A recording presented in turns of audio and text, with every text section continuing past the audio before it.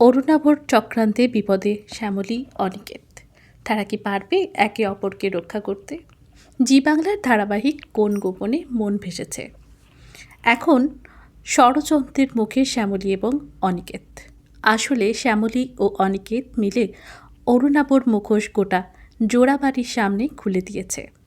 আর ঠিক সেই জন্যই এবার প্রতিশোধ নেওয়ার জন্য অরুণাভ চক্রান্ত করেছে শ্যামলী অনিকেতকে মেরে ফেলার। অরুণাভ চক্রান্ত করে অনিকেতের গাড়ি খারাপ করে দেয়।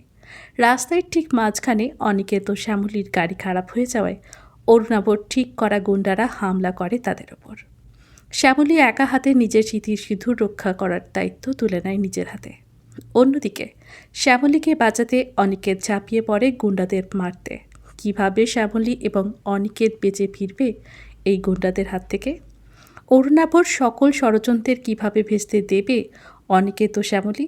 জানতে দেখুন কোন গোপনে মন ভেসেছে, প্রতি সোম থেকে শুক্র ঠিক রাত 8:30টায় জি বাংলার পর্দায়। পাশাপাশি টলি রিপোর্টার চ্যানেলটিকেও সাবস্ক্রাইব করে আমাদের পাশে থাকতে ভুলবেন না।